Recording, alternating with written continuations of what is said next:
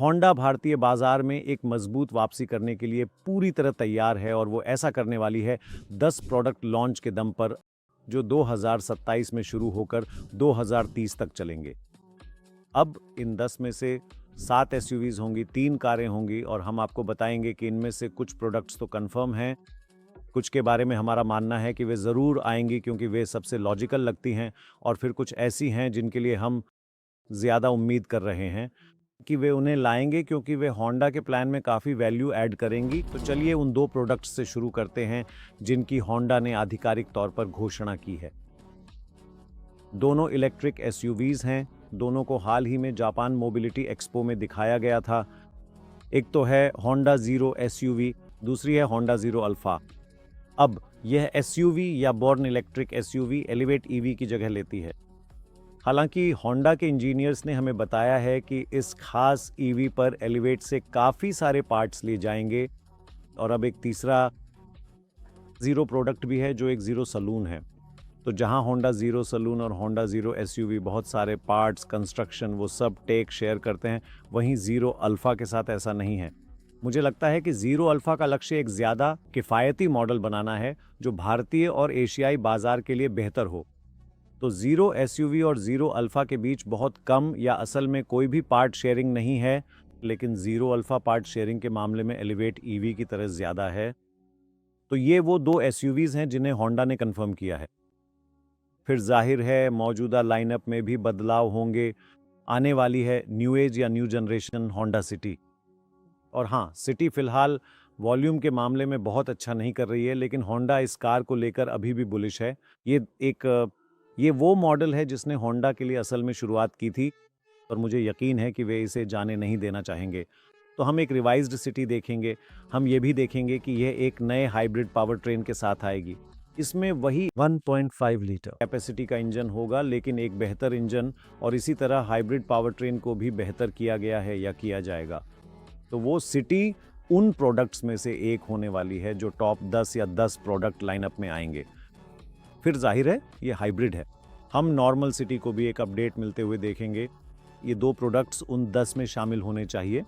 और फिर जाहिर है अमेज भी है। ये वो 3 कार्स हैं जिन्हें अपडेट किया जाएगा, और जब ये अपडेट होंगी तो उनमें ज़्यादा फीचर्स, ज़्यादा सेफ्टी और टेक भी होगा। तो ये एसयूवीज के अलावा 3 सेडान या 3 दूसरी कारें बन जाएंगी।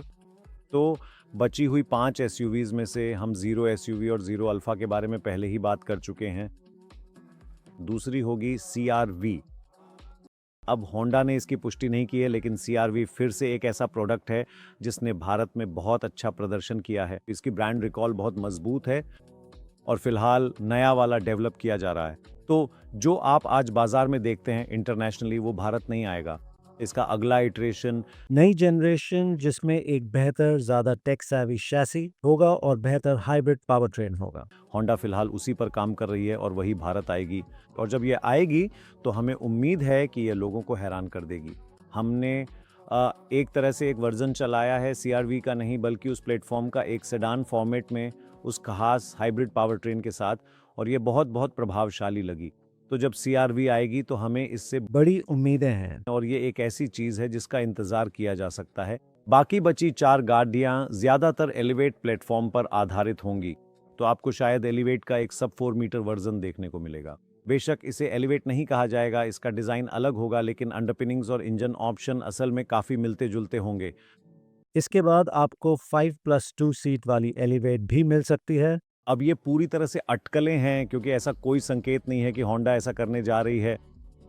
लेकिन हमने देखा है कि बाजार कैसे विकसित हुआ है। आपके पास हैरियर जैसी कारों के 5 सीटर वर्जन हैं जो सफारी के साथ 7 सीट्स में बदल जाती है। आपके पास क्रेटा है जो 2 एक्स्ट्रा सीटों के साथ एल्काजार बन जाती है।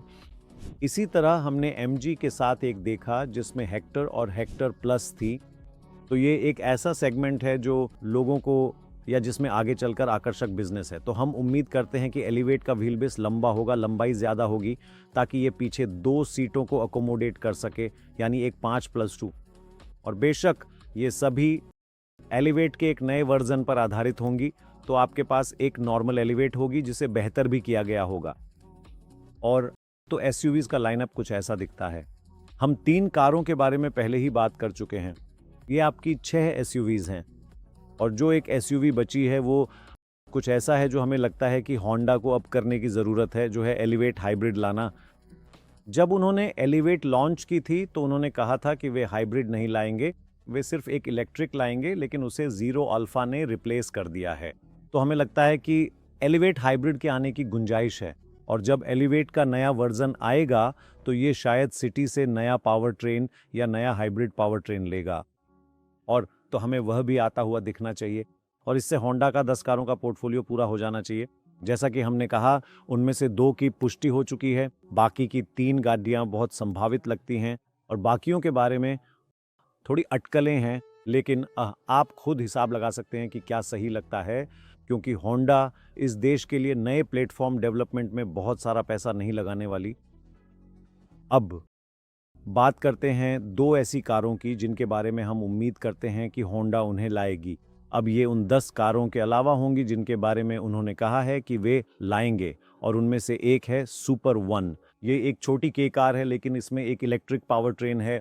हमने हाल ही में इसे टोचिगी में चलाया और ये शानदार थी। ये एक 4 सिलेंडर इंजन की नकल करती है। ये ऐसा महसूस कराती है जैसे ये एक 7 स्पीड डीसीटी चला रही हो। शिफ्ट्स जिस तरह से ये हैंडल होती है, ये लगभग एक गो कार्ट जैसी है, और उस सिंथेटिक या सिंथेसाइज्ड इंजन साउंड के साथ भी चलाने में बहुत मज़ेदार है। और हम उम्मीद करते हैं कि ये भारत आए, क्योंकि ये एक बहुत अलग तरह की हेलो कार होगी, लेकिन एक ऐसी जो होंडा को इस बहुत व्यस्त बाजार में पहचान दिलाएगी। और फिर उनके पास प्रेल्यूड नाम की एक स्पोर्ट्स कार भी है, हमने उसे भी चलाया। इसमें भी एक हाइब्रिड पावर ट्रेन है, लेकिन फिर से चलाने में शानदार है, और ये होंडा के लिए एक प्रॉपर हेलो कार होगी। और ये वो 2 कारें हैं जिनकी हम उम्मीद करते हैं कि होंडा अपनी इमेज को फिर से मजबूत करने के लिए इसे पहले से ज़्यादा एस्पिरेशनल बनाने के लिए लाएगी। और लेकिन ये सब हम अगले 5 सालों में देखेंगे।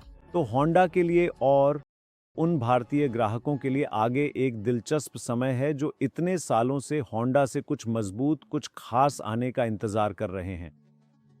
देखने के लिए आपका बहुत बहुत धन्यवाद।